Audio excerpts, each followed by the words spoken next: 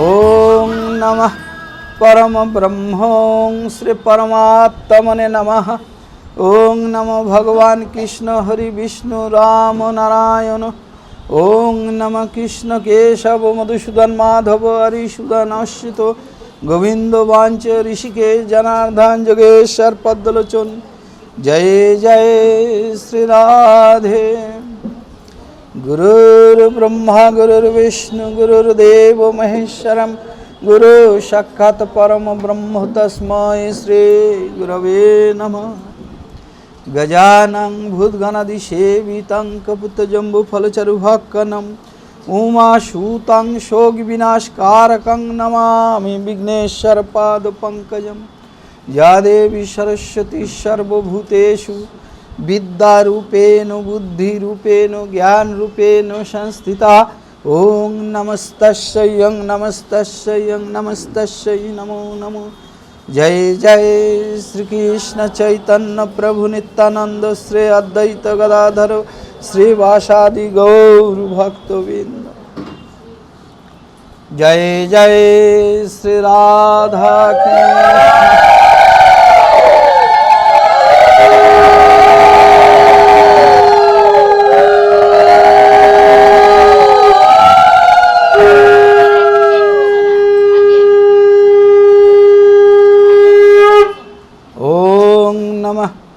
भगवते वासुदेवाय।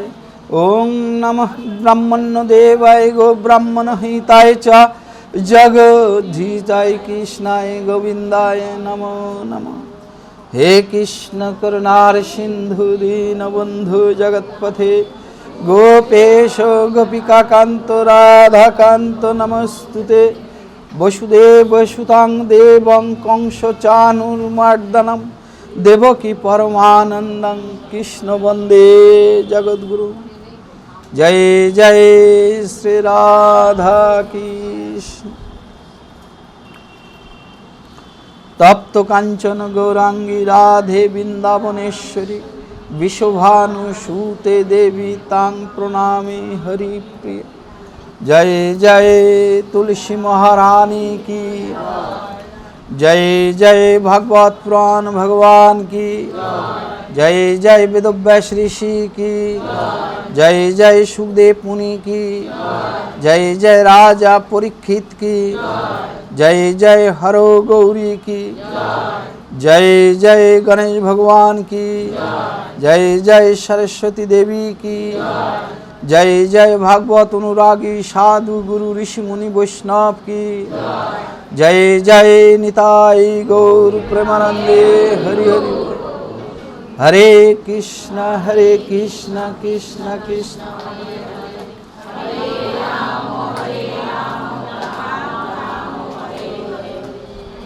जय जय श्री राधा की जय। राधा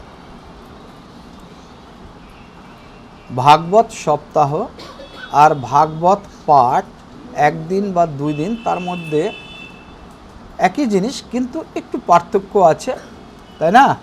7 दिनेर अनुष्ठान आमरा जानी सेटा होच्छे बोईते लेखा आछे विधिबद्ध। हाँ এই 7 दिन भागवत पाठ के शुनिয়েছিল ना सबार आगे भगवान तो 4टी लाइने शुनिয়েছিল तार पुत्र ब्रह्मा के। हाँ ब्रह्मा शुनिয়েছিল सेटा ताई ना विस्तार एकटू बड़ो करे तार पुत्रदेर। हाँ आबार तार पुत्रेर मध्य के आछे मा प्रथम 4 पुत्र मानस पुत्र सनकादि 4 ऋषि और ब्रह्मार द्वितीय मानस पुत्र। ब्रह्मार पुत्र बोलले भूल होबे कारण तिनि स्वयं आविर्भूत हयेछेन। जखन प्रथम 4 पुत्र के बोलेछिलो तोमरा भजन करो कोनो असुविधा नाई किन्तु तार संगेও विधाता बोले दिएছে कि मानुष तैरी करते होबे ताहले तोमादेर संसार करते होबे विवाह करते होबे। किन्तु सनकादि 4 ऋषि कि बोललेन जे आमरा मायार पथे जाबो ना आमरा सब समय प्रभुर भजन करब। तखन बाबा खूब रेगे गेलेन ब्रह्मा। हाँ जे तोमरा ताइले ओरकम बालक हয়েই भगवान ब्रह्मा खूब रेगे गेছেন। मने कष्ट पेয়েছে सन्तान यदि कथा ना शुने। हाँ তিনি ধ্যানস্থ হলেন, এমন সময় তার দুই ভুরুর মাঝখান থেকে একটা পুত্র এসে তার কোলে পড়ল। কে সে? রুদ্র, মানে শিব। শিব ব্রহ্মার দুই ভুরুর মাঝখান থেকে জাত হয়েছে ভাগবত অনুসারে। আবার শিব পুরাণে অন্য কথা লেখা আছে, বুঝতে পারছেন?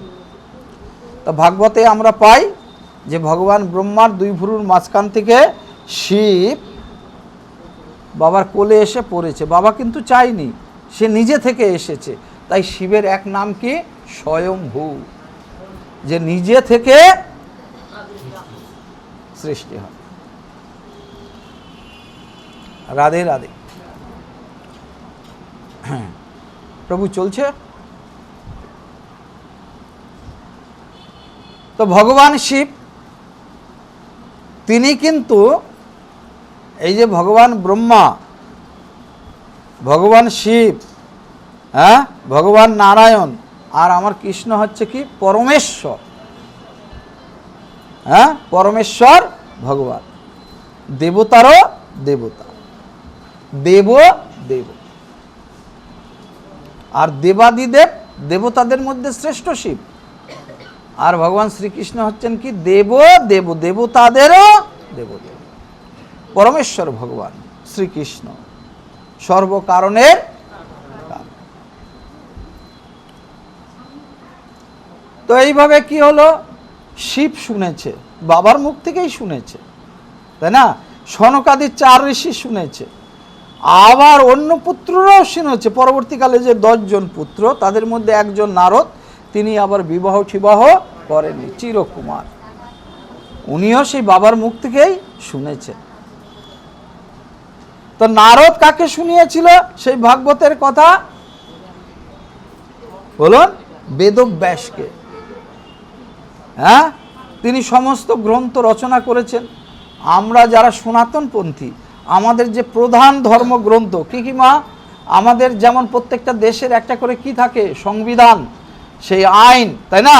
সেরকম আমাদের সনাতনপন্থীদের সংবিধান কোনটা? বেদ। সেই বেদকে আরো সহজ সরলভাবে, বেদ থেকেই সব এসেছে, ভাগবত এসেছে, গীতাও এসেছে, বেদান্ত এসেছে, হ্যাঁ, উপনিষদ এসেছে। কোথা থেকে এসেছে? কারণ বেদ সাধারণ সবার জন্য নয়। তাহলে সেই বেদই হচ্ছে আমাদের আসল ধর্মগ্রন্থ। সেইটাকেই সরল সহজভাবে এইভাবে প্রকাশ করেছে ভগবান শ্রীকৃষ্ণ।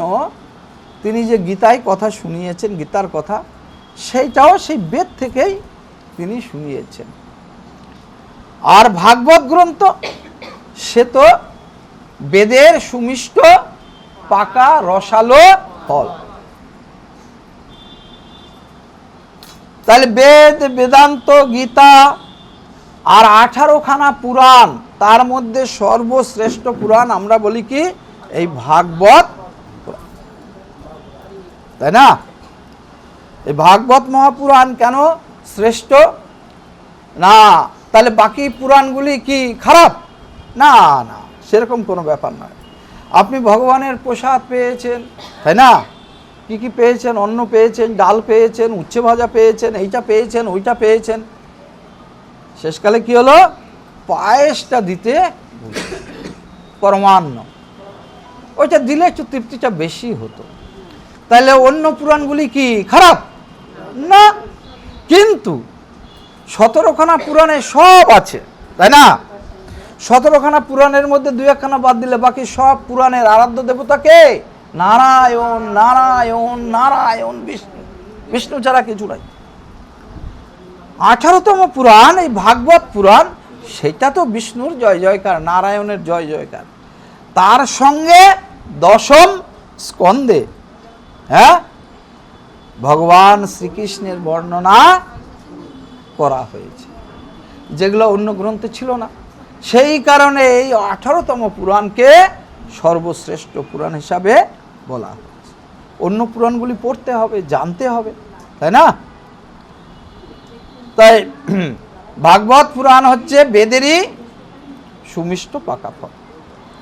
বেদ বৃক্ষ, যেমন আমাদের গাছ আছে, একটা আম গাছ ধরুন, আম গাছে কি হয় মা, শিকড় আছে, কাণ্ড আছে, ডালপালা আছে, পাতা আছে, তাই না? আবার এক সময়ে তাতে ফুল আসে, ফলও হয়। হ্যাঁ, সেই রস, গাছের রস দিয়েই তৈরি হয় সব জায়গায়। কিন্তু সেই আম যখন পাকে, সেই ফলের রসটা তখন গাছ থেকে আলাদা হয়ে যায়, তাই না? নারদ মুনি কি করেছিলেন, এই বেদের কথা শুনিয়েছিলেন, গীতার কথা শুনিয়েছিলেন, বেদান্তের কথা শুনিয়েছিলেন। কাকে? ভক্তি দেবী আর তার দুই পুত্র জ্ঞান বৈরাগ্যকে। তারা একটুখানি, তাই না, শক্তি পেয়ে কোনো রকম উঠে উঠে দাঁড়ায়, আবার পরক্ষণেই দুর্বল হয়ে পড়ে যায়। সনকাদির 4 ঋষি বলল, নারদ, এই ভক্তি দেবীর দুই পুত্রকে কি শোনাতে হবে? ভাগবত। নারদ বলল, আমি তো বেদ শুনিয়েছি, বেদ থেকেই তো ভাগবত এসছে। বলে, তুমি শুনিয়েছ বেদ, কিন্তু ভাগবত হচ্ছে কি, সেই বেদের সুমিষ্ট পাকা ফল। ফলে সেই গাছেরই ফল, কিন্তু গাছের থেকে ফলের পাকলে পরে ফলের রস অন্য রকম হয়ে যায়। কাজেই তুমি বেদ শুনিয়েছ, তাই না, কিন্তু ভাগবত কথা শ্রবণ করাও। যেই না ভাগবত কথা শ্রবণ করিয়েছিল, কোথায়? গঙ্গার তীরে, তাই না? এই কথা কে শুনিয়েছিল? ভগবান ব্রহ্মার 4 পুত্র। হ্যাঁ, তখন তারা কি হলো? সুস্থ হলো, শক্তি ফিরে পেল। তাহলে কি বলছে? বেদ আমাদের সমস্ত গ্রন্থের মধ্যে আছে, তাই না? বেদ থেকেই অন্য গ্রন্থগুলি তৈরি হয়েছে। তাহলে বেদেরই সুমিষ্ট পাকা ফল হচ্ছে এই ভাগবত। সেখানে যেখানে ভাগবত শ্রবণ হবে, সেখানে কোটি কোটি জনমের পুণ্য ফল একত্রিত হলে তবে গিয়ে ভাগবত শ্রবণ করা যায়। আপনি ইচ্ছা করলেই ভাগবতের আসরে আসতে পার, ভগবানই আপনাকে আসতে দেবে না আপনার পুণ্য ফল না থাকলে। কত রকম তো গ্রন্থ আছে। কোন গ্রন্থ শুনতে হবে মা? বেদব্যাসের ভাগবত, তাই না? আজকে আমাদের অন্তিম দিন, ভাগবতের মহিমার উপরেই বেশি কথা বলবো। হ্যাঁ, তাহলে ভাগবত কথার অর্থ কি? বলা হচ্ছে শ্রীমৎ ভাগবত। শ্রী মানে কি মা? সুন্দর। হ্যাঁ, আর মদ মানে অবস্থান করে আছে। তাহলে সুন্দর যেই বইয়ের মধ্যে, সেটা হচ্ছে শ্রীমৎ। আর ভাগবত, ভ মানে ভক্তি, গ মানে জ্ঞান, ব মানে বৈরাগ্য, আর ত মানে তত্ত্ব। তত্ত্ব মানে ভগবানকে যেইটুকু জানা যায়, ভগবানের কথা, তাই না? এই কথা কে বলেছিলেন? পরাশর ঋষি, বেদব্যাসের বাবা। তাহলে যে গ্রন্থে ভগবান স্বয়ং অবস্থান করে থাকে, যে গ্রন্থ পাঠ করলে, শ্রবণ করলে, দর্শন করলে সমস্ত পাপ কেটে যাবে, জ্ঞান বৈরাগ্য জাগ্রত হবে, ভক্তি সঞ্চয় হবে, তার ফলে সেই পরম তত্ত্বকে জানতে পারবো, উপলব্ধি করতে পারবো, কিছুটা বুঝতে পারবো।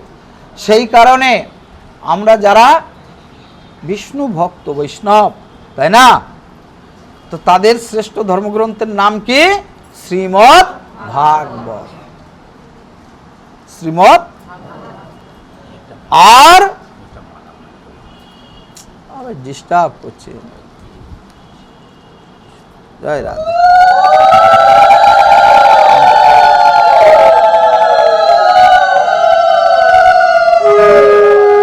ভাগবত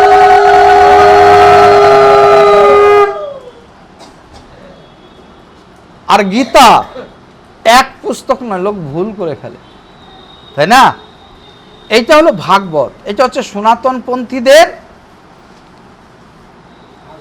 ভক্তি লাভের জন্য আমরা যে গ্রন্থর আশ্রয় নেই, তাই না? জ্ঞান বৈরাগ্যকে জাগ্রত করে ভক্তি যাতে আমাদের আসে, আর সেই ভক্তির রশ্মিতে, ভক্তির জোরে একে বাঁধা যাবে। একে অন্য কিছু দিয়ে বাঁধা যাবে না, ভক্তি দিয়ে বাঁধা যাবে। বিদ্যা আর ভক্তি দুইটাকে অর্জন করতে হয়, কিনতে পাওয়া যায় না। যে বাজারে গেলাম 1000 টাকা নিয়ে 1 কেজি দাও, কিনতে পাওয়া যায়? কি করতে হয়? অর্জন করতে হয়। বিদ্যা যেমন অর্জন করতে হয়। বাবা প্রফেসর হতে পারে, ছেলে একটা অঙ্কও পারে না, এরকম কোনো ব্যাপার আছে নাকি? বাবা পারে বলে ছেলে পারবে? অর্জন করতে হবে তাকে, অভ্যাসের দ্বারা অর্জন করতে হবে না? ভক্তিও তাই, কিনতে পাওয়া যায় না। গুরুর কৃপা হলে, গুরুর নির্দেশে চললে আস্তে আস্তে ভক্তি জাগ্রত হবে। মন বড় চঞ্চল। ভগবান শ্রীকৃষ্ণ অর্জুনকে বিরাট রূপ দেখালেন। এত সব বলার পরেও আগে তো অর্জুন কিছুতেই মানছে না কৃষ্ণের কথা, এই হবে সেই হবে, তাই না? পরে বিরাট রূপ দেখার পরে কি হলো? অর্জুন ভেঙে পড়ল যে কৃষ্ণ তুমি যা বলছো আমি কিছুই মনে রাখতে পারছি না, এখন তুমি আমাকে বলো যে কি করলে তোমাকে পাবো। সব বোঝা হয়ে গেছে বিরাট রূপ দেখার পর। শ্রীকৃষ্ণই সেই পরম তত্ত্ব। বাসুদেব সর্বম রূপং রূপং প্রতিরূপ বভুব সর্বস্ব চাহাং হৃদি সন্নিবিষ্ট। একটি লাইনে যত ধর্মগ্রন্থ সব শেষ হয়ে গেছে। একটি লাইন যদি বুঝতে পারেন, কি? বাসুদেব সর্বম, সব কৃষ্ণময়। বসুদেবের পুত্র বাসুদেব, তার থেকেই সব সৃষ্টি। তিনিই মাতা, তিনিই পিতা। তাহলে সব কৃষ্ণময়। এই চৈতন্য ভাব যখন হৃদয়ে আসবে তখন এই পুঁথির ঊর্ধ্বে চলে, আর পড়তে হবে না। যা দেখি সব কৃষ্ণ। এই উপলব্ধি কার মধ্যে হয়? সাধুর মধ্যে। তাই সাধু আর অপরাধ করে না, সে ভাবেই না যে আমার দ্বারা কারো ক্ষতি হবে, বরঞ্চ সে অন্যের তখন উপকার করে, তার মধ্যে কৃষ্ণকে উপলব্ধি করে।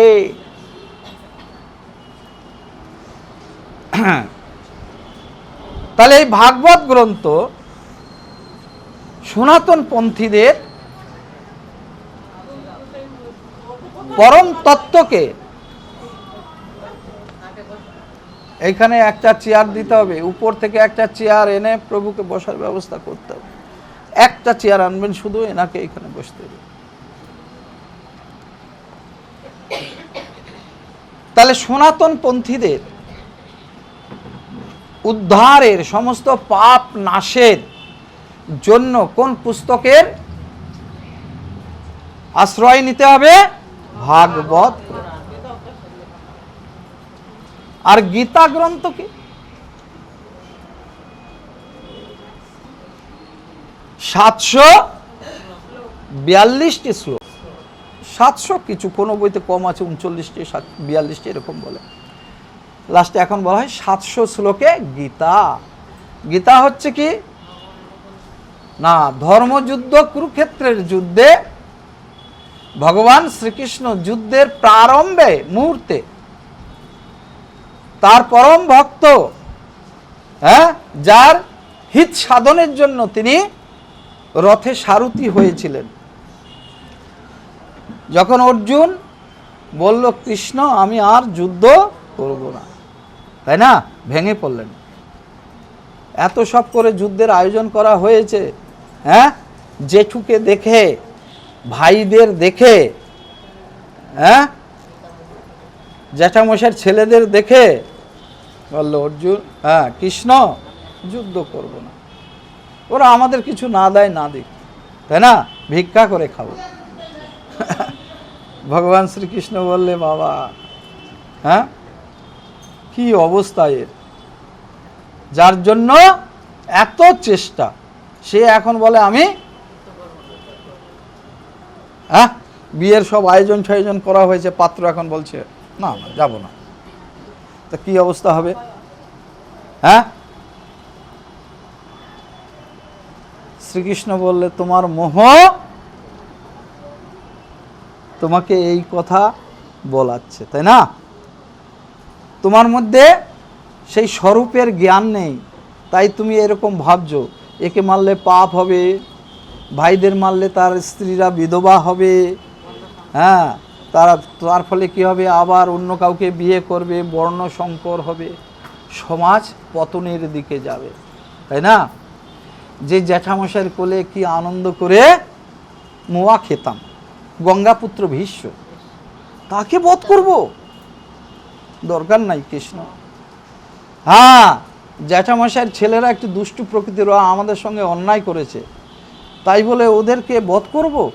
জেঠিমাকে মুখ দেখাবো কি করে, গান্ধারীকে? কৃষ্ণ বলল থামো থামো, হ্যাঁ জ্ঞানের বেলায় 16 আনা। ভগবান কি বললেন? তিনি কর্মযোগের দীক্ষা দিলেন।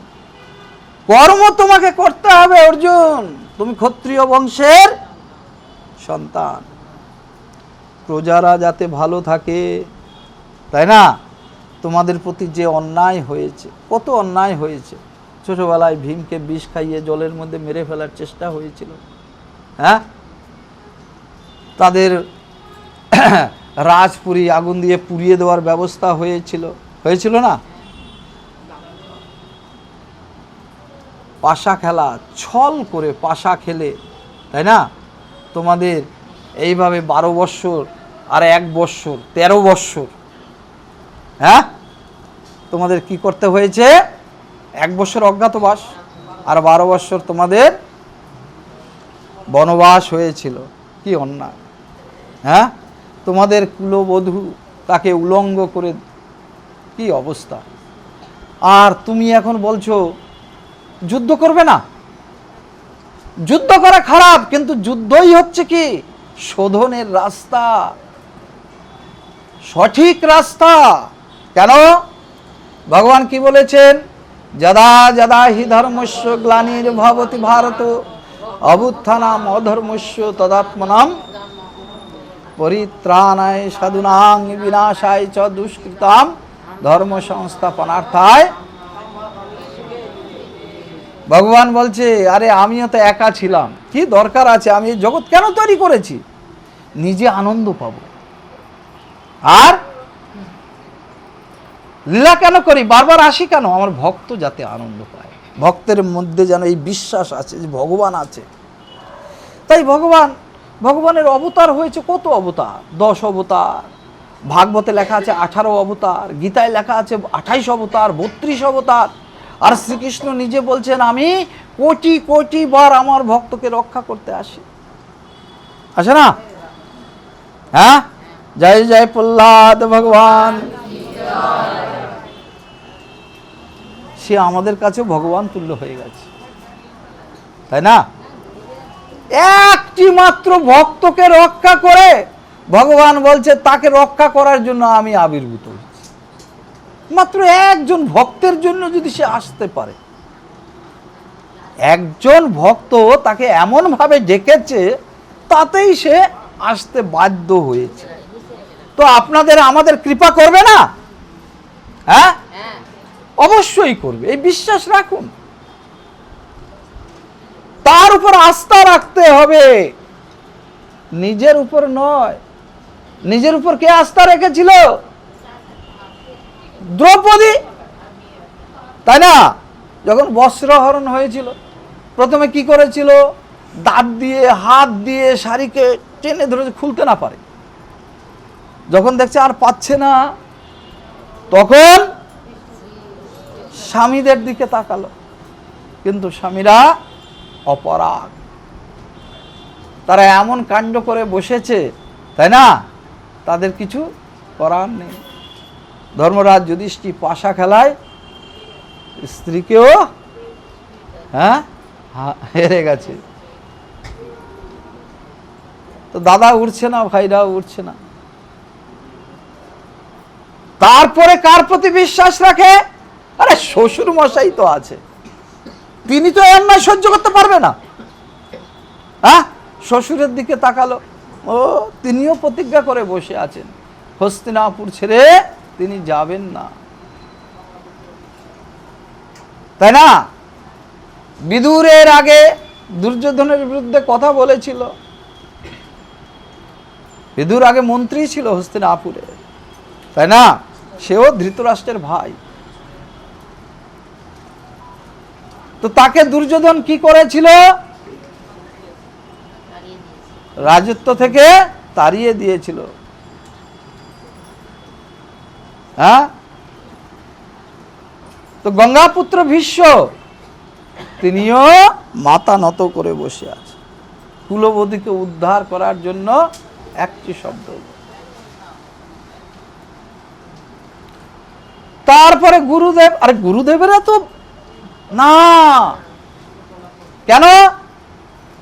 তারা দেখছে ধর হস্তিনাপুরে আছি, এত বড় রাজত্ব, মঞ্জা মিঠাই খাচ্ছি, কেন দুর্যোধনের সঙ্গে এই সমস্ত করতে যাব?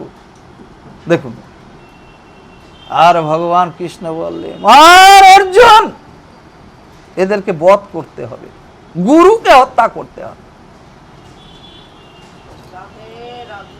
হ্যাঁ, ভগবান গুরুকে হত্যা করিয়েছে এবং শিষ্যের হাতেই মারা গেছে, দ্রৌপদীর ভাইয়ের হাতে দ্রোণাচার্য বধ হয়েছিল। পাপ ছাড়ে না, অধর্মকে বিনাশ করতে হবে। গুরুদেবেরাও তাহলে আর কেউ নেই। তখন দ্রৌপদীর কার কথা মনে হলো? আহা, হে কৃষ্ণ, হে দ্বারিকাধীশ কৃষ্ণ, রক্ষা করো।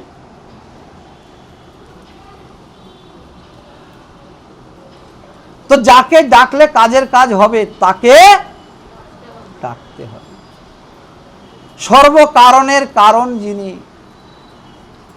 সর্বশক্তিমান যিনি, হ্যাঁ, অচ্যুত যিনি, ভক্তের ডাক, হ্যাঁ, ভক্ত ডাকলে যার আসতে দেরি হয় না, তারই চরণে আশ্রয় নিতে হবে।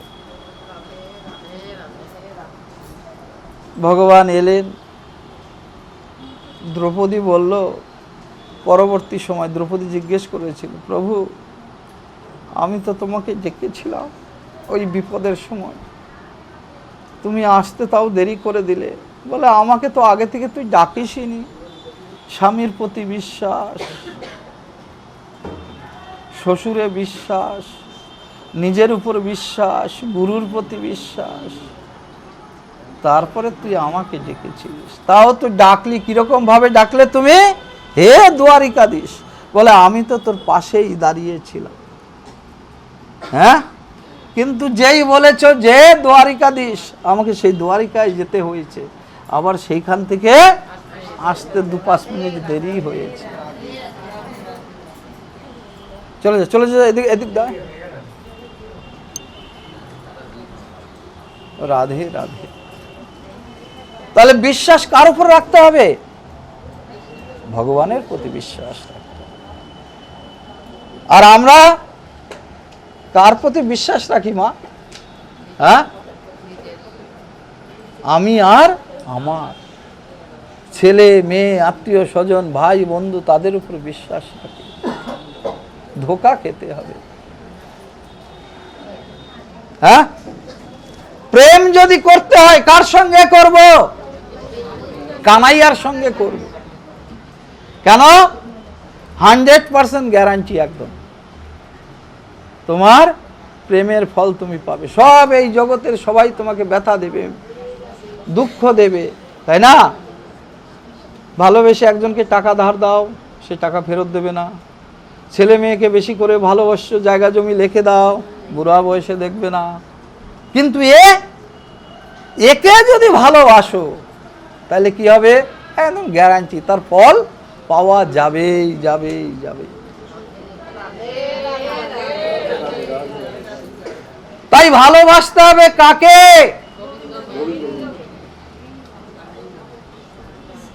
আর ছল করতে হবে কার সঙ্গে? মায়ার সঙ্গে। কিন্তু আমরা কি করে চলছি? উল্টো কাজ করছি। ভালোবাসি পেটের বাচ্চা কাচ্চাকে, এই শরীর আর শরীর থেকে যে জাত, আর ভগবানের সঙ্গে মিছি খেলা করি না? হ্যাঁ, এই লোকজনকে ডাকলাম, হরিসেবা দিলাম, কি আনন্দ আনন্দ আনন্দ আনন্দ, তাই না? যেই রাত 11টা 12টা বাজলো, ভগবানের পাখাটা বন্ধ করে দিলাম ফট করে, সবাই তো চলে গেছে, তাই না? আর ঘরে ঢুকে, ও বাবু তো গরম লাগছে, আর একটা চালা পাখা। নিজের ছেলে, ওর জন্য 2টো পাখা, আর গোবিন্দের জন্য বন্ধ করে দিলাম। তাহলে দেখুন কি মুখোশ পরে আছি। ভাই ভালোবাসলাম কোথায়? একে ভালোবাসলাম। ভালোবাসি কাকে? এই পেটের, যার সঙ্গে এই দেহের সম্পর্ক রেখেছি, আর দেহ যার সঙ্গে সম্পর্ক রেখেছে, আত্মীয় স্বজন, ভাই বন্ধু, ছেলে মেয়ে, তাদের প্রতি আস্থা রেখেছি, তাদেরকে ভালোবেসেছি। গোবিন্দকে কোথায় ভালোবেসেছি?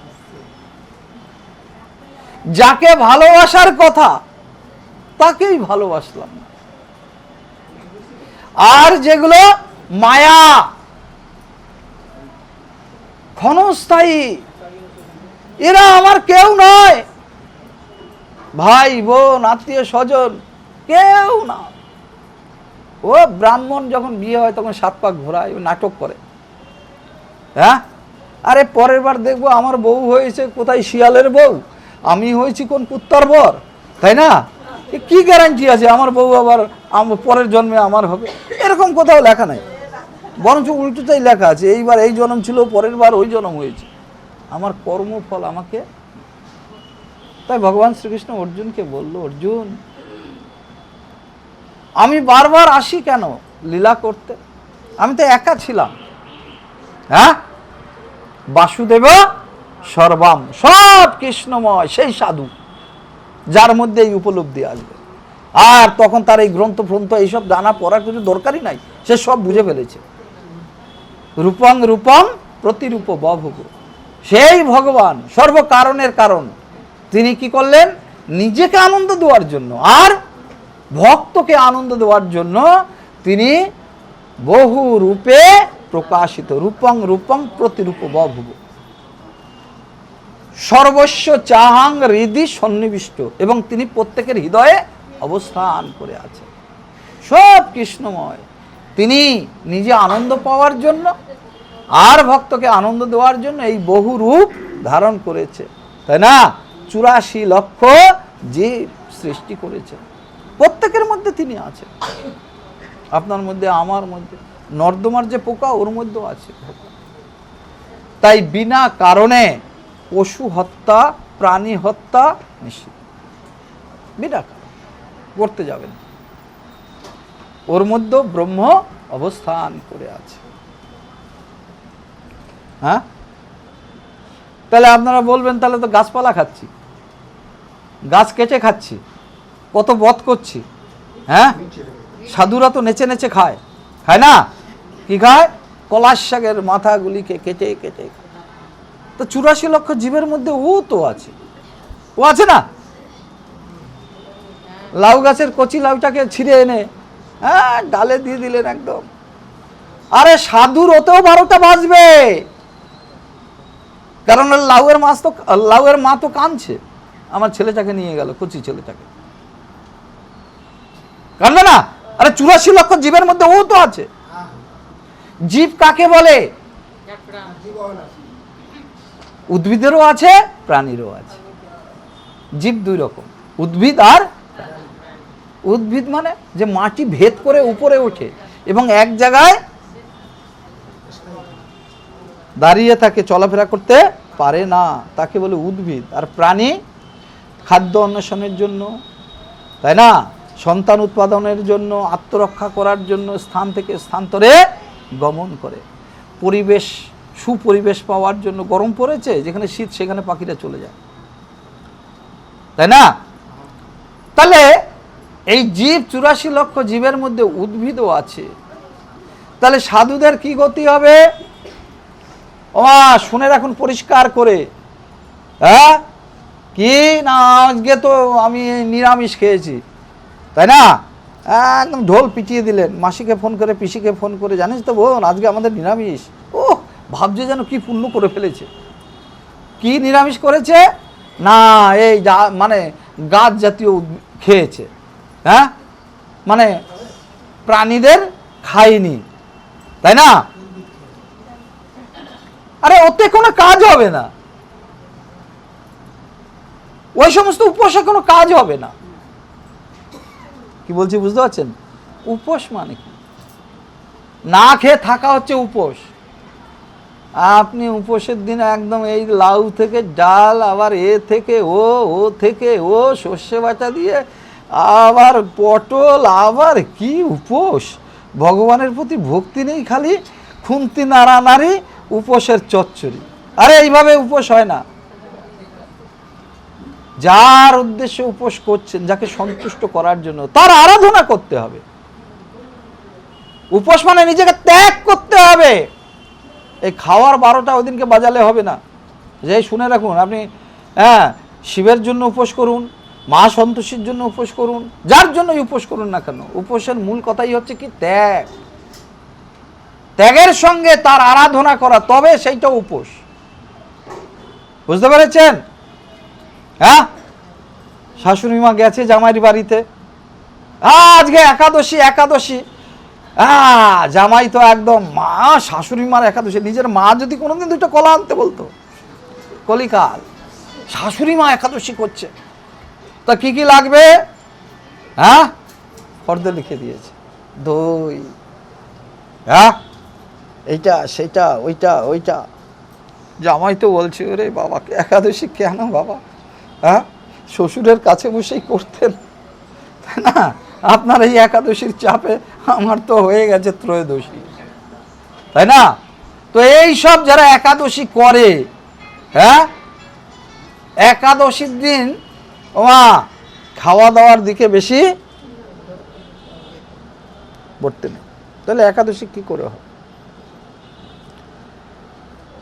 আপনি যে কোনো ব্রত করবেন, নিজের ত্যাগ যতটা পারেন করে, যার উদ্দেশ্য করছেন তাকে কিভাবে সন্তুষ্ট করা যায়, তাই না?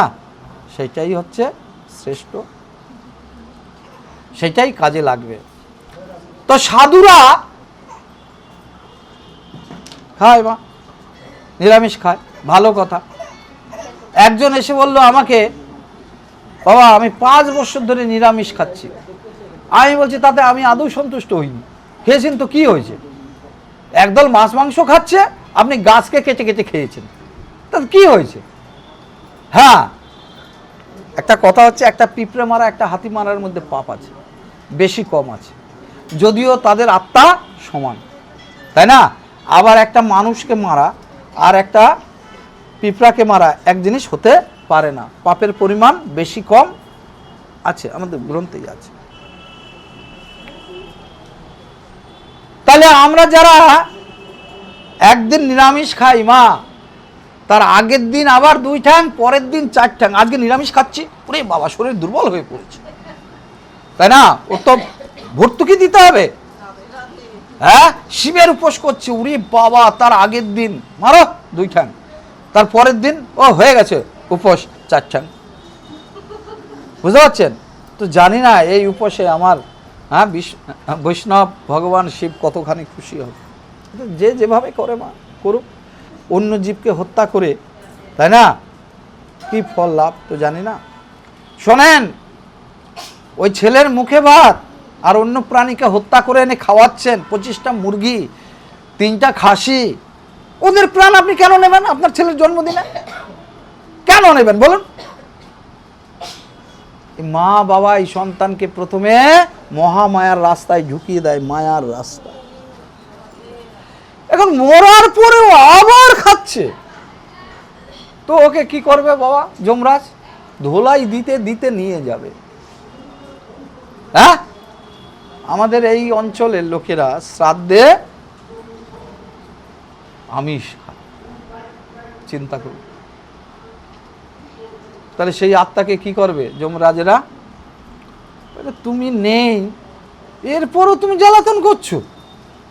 তোমার উদ্দেশ্যে ছেলেরা বলে না আমার বাবা এটা খেতে ভালোবাসতো, তাই ওকে হত্যা করা। আবার বাবাকে মনের আশা, আরে বাবা গেছে কোথায়, হ্যাঁ? আর তুমি এখানে আবার জীব হত্যা আরম্ভ করেছো বিনা কারণে। গীতায় কি লেখা আছে? ওই যে আপনি মাছের টাটকা মাছ আমার মায়েরা পেট টিপে টিপে বের করে না, ও আপনারও পেট টিপে টিপে বের করবে। আপনি কি ভাবছেন এবার তো মানুষ হয়েছেন শক্তিশালী, অন্যের উপর অত্যাচার করছেন, খুব ভালো। আর আপনি যখন মুরগি হবেন ওই আপনাকেও হতে হবে, আর আপনার ওই পেট টিপে টিপে। গীতায় এরকম লেখা আছে, ভাববেন না। সমফল আপনাকেও, ওই মুরগি তখন দোকানদার হবে আর আপনার মুরগি হবেন। বুঝতে পেরেছেন? রাধে রাধে। তো যাই হোক, তাহলে নিরামিষ যারা খায় তাদের গর্বের কিছু এমন কিছু নেই। হ্যাঁ, এক কাজের কাজ হবে কখন? যদি সে প্রভুকে দিয়ে খায়। কেন? আমি ড্রাইভার, আমার মালিকের গাড়ি, মালিক গাড়িতে বসে আছে, হ্যাঁ গাড়ি চলছে, এবার পুলিশ ধরুক, ফাইন লাগুক, ট্যাক্স লাগুক, কে দেবে? মালিক দেবে। আমি দেব? আমি তো তার চাকর। তাহলে আমি ভক্ত হয়ে যখন ওই ডালপালা গাছ যাই হোক, হ্যাঁ দিয়ে ভগবানের সেবা দেব, আমার পাপ লাগবে না। আমি বলবো কানাইয়া তোমার জন্য রান্না করেছি, আমি তো তোমার চাকর, তুমি সামলাও। কি বললাম বুঝতে পেরেছেন? ওই একবেলা নিরামিষ খেয়ে লাফালাফি করলেন, ফোন করে চতুর্দিকে জানিয়ে দিলেন আপনি কত বড় ভক্ত, ওতে কাজ হবে না মা। যতক্ষণ না ভগবানকে দিয়ে খাচ্ছেন, কারণ এই বিশ্ব সংসার কার? তার। এই সমস্ত দ্রব্য কার? তার। তার জিনিস তাকে দিয়ে না খেলে আপনি যদি ভোগ করেন তাকে চুরি করা বলে। বুঝতে পেরেছেন? হ্যাঁ, তাহলে কাদের পাপ কম হবে? যে ভগবানকে এরকম কোন সাধু গুরু বৈষ্ণব প্রণাম করতে হলে তাকে করবেন। কাকে? প্রসাদ ভুজি, যে একমাত্র সেই হচ্ছে পাপ কাটাচ্ছে। বাছুরটাকে বেঁধে দুধটা নিলাম, কে আমাকে বললো আমার পাপ হবে না? হ্যাঁ, ওই গরুটা তো অভিশাপ দিচ্ছে, ওর বাচ্চাকে খেতে দিচ্ছে না, মালিক কি করছে? বেঁধে রেখে দুধটা তো ওর সন্তানের খাওয়ার কথা। হ্যাঁ, উদ্বৃত্ত কিছু হলে আগে বাছুরের পেট ভরবে তারপরে আমার। কিন্তু আমরা কি করি? সকাল থেকে বাছুরকে বেঁধে রাখি, আগে মালিক বলে আমার পেট ভরবে তারপরে তোর বাছুর খাবে। পাপ হবে না? হবে। কিন্তু সেই দুধ যদি গোবিন্দকে দিয়ে কোনো সাধু খায় তার পাপ হবে না। কেন? ভগবান বলছে আমি ভক্তের বোঝা বহন করি। তাহলে পাপের বোঝা কে বহন করবে? গোবিন্দ। আমার কি অসুবিধা আছে? আমি তোমার জন্য করছি, তোমার প্রসাদ খেয়েছি। আমা বুঝতে পেরেছ? হ্যাঁ, তাহলে কার পাপ কম হয়? প্রসাদ ভুজি, প্রসাদ। তাই না? অর্জুন বলছে কৃষ্ণ আমি আর কিছু চিন্তা করতে পারছি না। বিরাট রূপ দেখার পরে হ্যাঁ অর্জুন একটু ভরকে গেছে। ও কৃষ্ণ ছোটবেলা থেকে একটু টুকটাক ভালো জানে। হ্যাঁ, পুতনা অগাসুর অনেককে বধ করেছে, কেনে আঙ্গুল দিয়ে আবার গিরি গোবর্ধনকে তুলেছে, তাই না? বেশ একটু নাটক ফাটক রঙ্গভঙ্গ করে ঠিক ম্যানেজ করতে পারে। কৃষ্ণের এই গুণটা আছে। অর্জুন এইটাই ভাবতো যে আমাদের কৃষ্ণের মধ্যে না একটা যেন কি আছে, সব ঠিকঠাক করে ফেলে। কিন্তু কৃষ্ণ যে ভগবান, তাই না?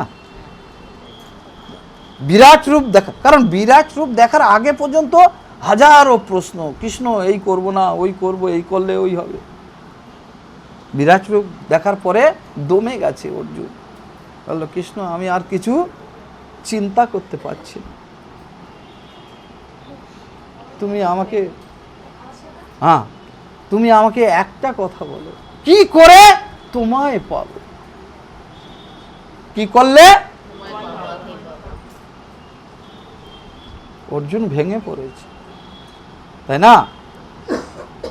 গীতার এই শ্লোকটি ছেলে মেয়েকে মুখস্থ করাবে। হ্যাঁ, 1866 কি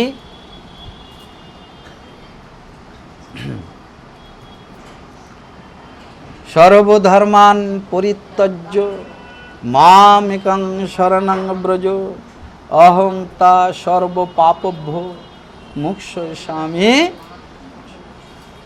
কৃষ্ণ বলল, তাইলে অর্জুন শোনো, তোমাকে একটা লুকোনো কথা বলে যায়। এইটা গীতার শ্রেষ্ঠ শ্লোক, একদম 1866 শ্লোক। কৃষ্ণ নিজে মুখে বলছেন এই গোপন কথা। আমাকে মুনি ঋষিরা তারা অনেক কঠোর তপস্যা করছে, পায় না। সবাই আমার কৃপা পায় না। অর্জুন, আজকে তোমাকে বলছি কি করে আমাকে পেতে পার। সর্বধর্মান পরিত্যজ্য, সব ধর্ম, ধর্ম মানে কি মা? ধর্ম মানে, ধর্ম বলতে কি আমি হিন্দু ও মুসলমান? না না, এইখানে কি ধর্মের কথা বলছে? কর্মজনিত ফল। অর্জুন এই যে জ্ঞান দিচ্ছিল কৃষ্ণকে, এই করব না, আমার হত্যা হয়ে গেলে, ভাইরা মারা গেলে তাদের বউরা বিধবা হবে, বর্ণসংকর হবে, এই হবে, সেই হবে, এই হবে, এই ধর্মের কথা বলছে, কর্মজনিত ফলের কথা বলছে। অর্জুন, তুই এইসব ভাবিস না, এগুলো আমার চরণে নিক্ষেপ কর, তুই কর্ম করে যা। গীতায় অনেকগুলি রাস্তার কথা বলা আছে ভগবানকে পাওয়ার জন্য। গীতা কি মা? গীতা হচ্ছে যোগ শাস্ত্র। যোগ শাস্ত্র মানে কার সঙ্গে কার যোগ? আত্মার সঙ্গে পরমাত্মা। আত্মার সঙ্গে, আত্মা যখন ক্রন্দন করে পরমাত্মাকে পাওয়ার জন্য, সেই কথা গীতায় লেখা আছে। তার রাস্তা অনেকগুলি, তার মধ্যে 3টা রাস্তা হচ্ছে প্রশস্ত, মানে চওড়া রাস্তা, ভালো রাস্তা। সেই 3টা রাস্তা কি? অনেকগুলো রাস্তা আছে ভগবানকে পাওয়ার, জানার, তার পরম তত্ত্বকে জানার। 3টি রাস্তা মেইন, বড় রাস্তা, পাকা রাস্তা। কোন 3টি রাস্তা? কর্মযোগ, জ্ঞানযোগ, ভক্তিযোগ। ভগবান শ্রীকৃষ্ণ অর্জুনকে কর্মযোগের কথা বলছে। অর্জুন, তুমি ক্ষত্রিয়, তোমাকে যুদ্ধ করতেই হবে, তাই না? প্রজাদের মঙ্গলের জন্য, আর নিজের পরিবারের উপর যে অত্যাচার এসেছে তার জন্য তোমাকে যুদ্ধ করতে হবে। এখানে যুদ্ধ করলেই তোমার ধর্ম রক্ষিত হবে।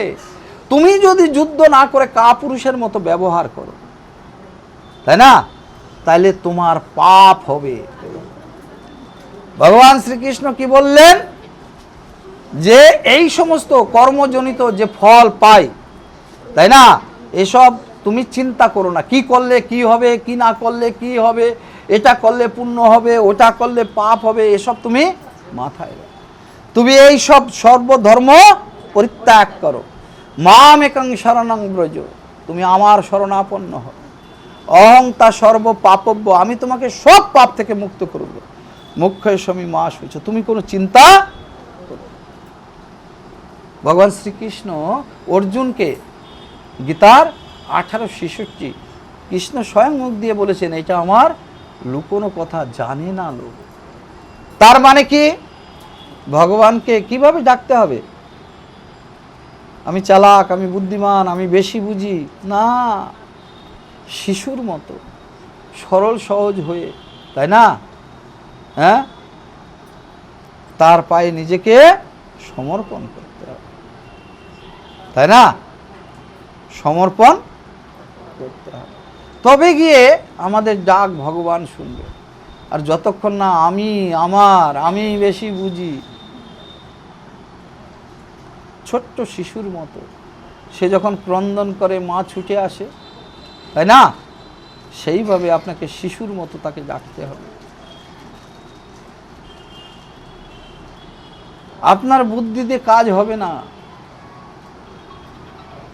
হ্যাঁ, যারা এই জগতে বড় বড় বুদ্ধি লাগিয়েছে সব ফেসেছে, আর যারা গোবিন্দের উপর আস্থা রেখেছে তারা সব ভালো আছে। তাহলে এই কর্মযোগের দীক্ষা দিয়েছিল শ্রীকৃষ্ণ অর্জুনকে। এই গীতা তাহলে একটা গ্রন্থের বললাম আজকে ভাগবত, আর গীতা, গীতা শুধু সনাতনপন্থীদের নয়, বিশ্বের যে কোনো ধর্মের লোক গীতা পড়ে। গীতা হচ্ছে সূত্রাকারে লেখা আছে। এটা শুধু বৈষ্ণব ধর্মের লোকের কথা লেখা নাই, বুঝতে পারছেন? এটা সব জাতি, সব মানুষ, মানুষ মাত্রাই গীতা পড়লে তার হিত হবে। ভগবান শ্রীকৃষ্ণের মুখ নিঃসৃত বাণী এর চেয়ে পবিত্র, এর চেয়ে সত্য, আর এর চেয়ে শ্রেষ্ঠ কিছু হতেই পারে না। তাই গীতা শুধু সনাতনপন্থীদের ধর্মগ্রন্থ নয়, ও ইংরেজরা পড়ে, মুসলমান বড় বড় মসজিদের তারা পড়ে গীতা। কি লেখা আছে, কি অদ্ভুত! হ্যাঁ, আজকে পড়বেন একরকম একটি শ্লোক, কালকে পড়বেন আর এক রকম। আপনার মনের গতিবিধি অনুযায়ী আপনি তার অর্থ, আপনার মনের কাছে সেরকম অর্থ আসবে। এই দুইখানা গ্রন্থকে আপনাকে রাখতেই হবে। আমাদের সনাতনপন্থী যারা, ভাগবত নিজের সমস্ত পাপ কাটানোর জন্য, জ্ঞান বৈরাগ্যকে জাগ্রত করার জন্য, ভক্তি উদয় করার জন্য, সেই পরম তত্ত্বকে জানার জন্য ভাগবত, আর গীতা সত্যকে জানার জন্য, নিজের মঙ্গলের জন্য, তাই না? জগতের মঙ্গলের জন্য গীতা। এই দুঃখ, হ্যাঁ, কোনো অসুবিধা নাই। আর যদি বলতেও না পারেন, গীতার দিকে তাকাবেন, কৃষ্ণের চরণে তাকাবেন। সারা জীবন তো শেষ হয়ে গেছে, আর বুড়া বয়সে সংস্কৃত পড়ে দাঁত ফাত কটা ভেঙে ফেলবেন নাকি? হ্যাঁ, গীতার দিকে তাকাবেন যদি যারা পড়তে না পারেন। গীতা ঘরে রাখবেন মা, গীতা। একটি কন্যার নতুন বিয়ে হয়েছিল মাগো, তাই না? তো একজনে কি করেছিল, উপহার হিসাবে একটা, সে কন্যাটি কি করলো, যাই হোক কেউ দিয়েছে, শ্রদ্ধা থাকুক বা না থাকুক, ভক্তি থাকুক বা না থাকুক, নমস্কার করে লাল কাপড়ে বেঁধে আলমারির উপরে রেখে। ওমা কিছুদিন যাওয়ার পরে কি হয়, এমন সংসারে অশান্তি স্বামী স্ত্রীতে। মা আমার কি করলো, আজকে গলায় দড়ি দেবে বলে আলমারির উপরে উঠে ঝুলতে গেছে, পায়ে লেগে গীতা পড়ে গেছে। এই কি পড়ে গেল, মন চঞ্চল হয়ে গেল মরার সময়, তাই না? দেখে গীতা, দেখা মাত্র তার মনে হাউ হাউ করে কাঁদতে থাকে, এ ভগবান। মন মুহূর্তের মধ্যে পরিবর্তন হয়ে গেল। আহা, মরবো কেন, এত সুন্দর জীবন পেয়েছি, তাই না? রাস্তা ঘুরিয়ে দিলেই তো হলো, বনাবনি হচ্ছে না, ঠিক আছে ভাই অন্য রাস্তায় চলো। তা গীতা ঘরে রাখলে, ভাগবত ঘরে রাখলে মঙ্গলই। ভাগবত মহিমায় স্বয়ং ব্রহ্মা তার পুত্র, স্বয়ং নারায়ণ তার পুত্র ব্রহ্মাকে বলেছে, যার গৃহে ভাগবত থাকে আমি সব দেবতাদের নিয়ে তার গৃহে অবস্থান করি।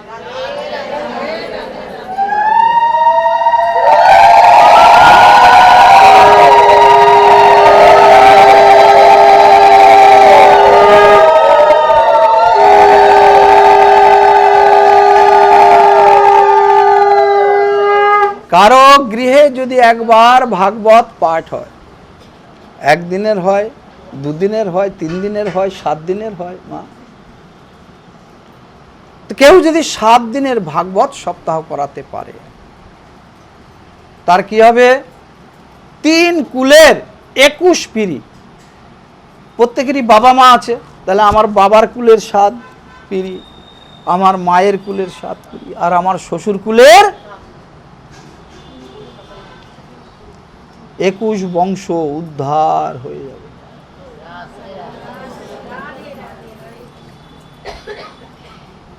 মরার পরে আপনারা দেখি খুব আনন্দ, বাবা মরেছে, আরে বাবা, তাই না? আরে মহোৎসব দিচ্ছে, একদম শ্রাদ্ধ প্রাদ্ধ করে ফাটাফাটি, শ্বশুর বাড়ির লোক নিমন্ত্রিত, আত্মীয় বন্ধু যত আছে নিমন্ত্রিত, করি তো? হ্যাঁ, নেতারা এসেছে, হাতটা টেনে ধরে, দাদা আর 2 পিস, আর 2 পিস। আর এই বাপ যখন বেঁচে ছিল, তাই না, বাঁচতে করেনি, মরার পরে। এগুলো করলে কি হবে মা? ধর্মগ্রন্থে কি লেখা আছে? বাবা স্বর্গে যাবে? আরে কচু যাবে, যে যার কর্মফলে যাবে। ওই ছেলে শ্রাদ্ধ করলে বাবা স্বর্গে যাবে না। তাহলে টাটা বিড়লারা প্রতিদিন ওর বাবার শ্রাদ্ধ করতো, আর লোককে, লাখ লাখ লোককে খাওয়াতো ওরার জন্য। হ্যাঁ, আমি আমার বাবা মার প্রতি ভক্তি রেখে যদি কিছু করি, নিষ্ঠার কাজ, তাহলে কি হবে? আমার হবে। ভগবান উপর থেকে দেখবে, এ ঋণকে স্বীকার করেছে, তাই না, তার জন্য এ কষ্ট সাধন করেছে, আমাকে পুণ্য দেবে, আমার বাবাকে দেবে না। কোনো জায়গায় লেখা নাই আমি বিদ্বান বলে আমার ছেলের মধ্যে একটু ঢুকিয়ে দেবো বিদ্যা। আছে নাকি এরকম কোনো পরিস্থিতি? হ্যাঁ, নাই। আমার মধ্যে ভক্তি আছে বলে আমার ছেলের মধ্যে ভক্তি হবে কোনো কথা আছে? আরে এরকম কোনো ইঞ্জেকশন বেরিয়েছে নাকি যে একটু দিয়ে দিলাম পুশ করে, আমার মধ্যে 100 আছে, ছেলের মধ্যে 20 ঢুকিয়ে দিলাম? বিদ্যার ভক্তি অর্জন করতে হবে, তাই না? তাহলে শ্রাদ্ধ কর্ম দ্বারা তার তো একটা নিশ্চয়ই গুরুত্ব আছে। কি গুরুত্ব মা? যে ভক্তি ভরে করবে, তাই না? বাবার আমি কিছু করতে পারবো না, আমার বাবার কর্মফল বাবা তার বাবার জন্য করেছিল কিনা সেটা বিবেচ্য হবে। কি বলছি কথা বুঝতে পেরেছেন? আমি কি কর্ম করেছি, সেই কর্ম আমার সঙ্গে জড়িয়ে থাকবে। এই কর্মের দ্বারাই কি হবে? পাপ আর পুণ্য, স্বর্গ আর নরক। পাপের ফল নরক, স্বর্গের ফল। আপনি 2 জায়গাতেই যাবেন, স্বর্গেও যাবেন, নরক, পাক্কা কথা, যাবেন 2 জায়গাতেই যাবেন। কদিন থাকবেন সেটা আলাদা কথা। স্বর্গে একদিন থাকবেন না 1000 বছর থাকবেন, আপনার কর্মফল আপনাকে নিয়ে যাবে। আর একটা তৃতীয় পন্থা হচ্ছে কি, যা পেয়েছি, হ্যাঁ, চক্ষু কর্ণ নাসিকা জিহ্বা ত্বক, এই 5টি হচ্ছে জ্ঞান ইন্দ্রিয়। এগুলা বিশেষভাবে জ্ঞানের পরিচয়ক। চোখ দিয়ে দেখতে পাই, হ্যাঁ, কান দিয়ে শুনতে পাই, তাই না? আর আছে 5টা কর্ম ইন্দ্রিয়, হাত পা পায়ু পেট, এইসব জননাঙ্গ, এগুলো কর্ম করে। তো এইসব দিয়ে কি করতে হবে? যে ভগবানের সেবা করে তার জন্য আর একটা রাস্তা আছে, স্বর্গ নরক সবার জন্য, সবাই যাবে সেখানে। নরকও পৌঁছবেন, স্বর্গেও 2-1, যত ঘোর পাপী হোক না কেন সেও কিছু না কিছু পুণ্য করে ফেলে, তাই না? ধর্মরাজ যুধিষ্ঠির, তাকেও একটি মিথ্যার আশ্রয় নিতে হয়েছিল বলে যমের মুখ দেখে আসতে হয়েছিল, তাই না? যমরাজ্যের। তো স্বর্গ নরক আপনি যাবেন, কিন্তু আর একটা জায়গা আছে মা, আর 2টো জায়গা আছে। একটা হচ্ছে কি মোক্ষ লাভ। যদি আপনি এই পাপ, জনম জনমের পাপ ঝরিয়ে দিতে পারেন, তাহলে বাবা আবার কোলে তুলে নেবে, তাকে বলে কি মোক্ষ লাভ, আর জনম হবে না।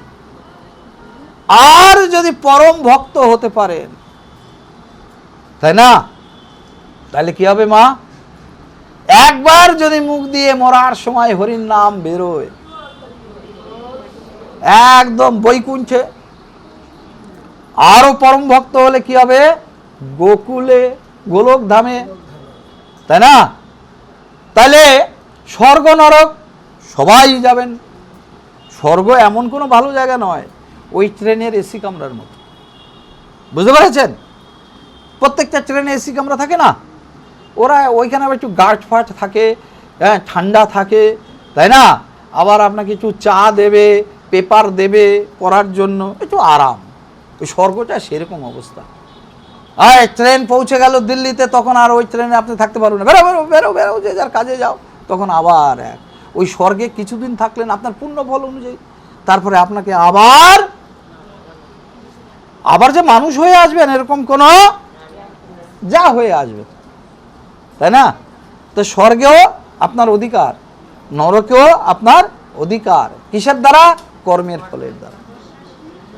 আর যারা ভগবানের সেবা করবে তাদের জন্য কি হবে? এক মোক্ষ লাভ, আর নয়তো ভগবানের চরণে আশ্রয় পাবেন। যদি বৈকুণ্ঠে যেতে পারেন, হ্যাঁ, আমার নারায়ণ লক্ষ্মীর সঙ্গে থাকবেন, তার সেবা করবেন, তাই না? আর যদি গোলকে যান, শ্রীকৃষ্ণ রাধা রানী আছেন সেখানে, হ্যাঁ, সখা সখীর মতো, সে তো অনেক উঁচু জায়গা। হ্যাঁ, তাই আমাদের এই রকম পরিণতি হবে। কিন্তু আমরা শতকরা 99.99, আরও 99.99, হ্যাঁ, আমরা কি করি মা? খালি যাই আর আসি, যাই আর আসি। না মুখ্য লাভ হচ্ছে, না নারায়ণের চরণ পাচ্ছি, না শ্রীকৃষ্ণের। আমরা খালি যাই আর আসি। কিভাবে যাই আর আসি? কিভাবে যাই আর আসি? হ্যাঁ, জামা পাল্টানোর মতো। আমি তো মরবো না, আমি মরিও নি। আমার জন্ম কবে হয়েছিল? নারায়ণের যেদিন হয়েছিল, বিষ্ণুর যেদিন হয়েছিল, সেদিনও আমার জন্ম হয়েছিল লীলা করার জন্য। এই নারায়ণ বা বিষ্ণুকে শ্রীকৃষ্ণের ম্যানেজার রূপ, শুনে রাখুন, কৃষ্ণই বিষ্ণু হয়েছেন। কৃষ্ণই তিনি আবার কি হয়েছেন? ব্রহ্মা হয়েছেন, শিব হয়েছেন। এই যে ব্রহ্মা বিষ্ণু মহেশ্বর, এই তিনজনের আন্ডারে এই ভুবন চলছে, তাই না? আরো কত ভুবন আছে, হ্যাঁ, এই তিনজন চালাচ্ছেন। এই তিনজন হচ্ছে কে? শ্রীকৃষ্ণরই অংশ। শ্রীকৃষ্ণই হচ্ছে পরম তত্ত্ব, তিনি হচ্ছেন সোনা। আর এরা তিনজন, একজন কানে, একজন গলায়, একজন নাকে, একটু আদ্র তফাৎ। আমার নারায়ণ 16 কলায় পূর্ণ, 64 কলায় পূর্ণ, 16 আনা, তার মধ্যে সম্পূর্ণ আছে, বুঝতে পারছেন? তার থেকে 4টি কম আছে, কার মধ্যে? শিবের মধ্যে। তার থেকে আরো 4টি কম আছে, কার মধ্যে? কিন্তু কৃষ্ণের মধ্যে যা আছে, বিষ্ণুর মধ্যে তাই আছে, আর নারায়ণের মধ্যে তাই। কারণ যিনি বিষ্ণু, তারই নারায়ণ, তিনি হরি। যদি কৃষ্ণ আর বিষ্ণু আলাদা হয়, তাইলে এই বিষ্ণুর বউ কখনো কৃষ্ণের বউ হতে পারে? কি করে হবে? তুলসীকে তো বিয়ে করেছে কে? নারায়ণ। আর কৃষ্ণ তাকে দখল করে নিয়েছে, আমার বউ, আমার বউ, আমার বউ। হ্যাঁ, তুলসী ছাড়া তো কৃষ্ণ চলবে না কিছু। তাহলে নারায়ণ আর কৃষ্ণ যদি এক ব্যক্তি না হয়, তাহলে একজনের বউ আর একজনের হয় কি করে? কিছু বুঝতে পারলেন? হ্যাঁ, এই জগতের লীলা। ওমা, কৃষ্ণ দাপর যুগে লীলা করেছে, আর আমার নারায়ণ তার চেয়ে কোটি কোটি বেশি লীলা করেছে। সমুদ্র মন্থন করে এই জগৎকে বাঁচিয়েছে। কে করেছে? নারায়ণ। মানে বিষ্ণু করেছে, মানে হরি করেছে। হরির বউ লক্ষ্মী, বিষ্ণুর বউ লক্ষ্মী, নারায়ণের বউ লক্ষ্মী। আরে একটাই লোক, 3টা নাম হয়েছে। যিনি বিষ্ণু, তার দেহ থেকে জল নির্গত হয়েছিল, তাই তার নাম হয়েছে নারায়ণ। আবার সেই নারায়ণের বক্ষে লাথি মেরেছিল কে? পদাঘাত করেছিল, তখন তার নাম দিয়েছে হরি। হরি মানে চোর, হরণ করে যে। তাই ভগবানের এক নাম কি? হরি। হরি মানে চোর, হরণ করে। কি হরণ করে? ভক্তের মন। বুঝতে পেরেছেন? ভক্তের মন কে চুরি করে? তাই মরা নিয়ে যাওয়ার সময় আমরা কি বলি? হরি বল, হরি বল। কেন কি বলি? আরে হরি আসো, ও চোর আসো, এর মনকে চুরি করে নিয়ে যাও তোমার চরণে। কেন হরির কথা বলি? ও হচ্ছে পাক্কা চোর, একমাত্র ওই এই আত্মাকে শান্তি দিতে পারে কৃপা করে যদি। আর অন্য মধ্যপ্রদেশ, রাজস্থান, তারা কি বলে? রাম নাম, রাম নাম। তারা বলে রামই একমাত্র সত্য, তাই না? বাকি জগৎ।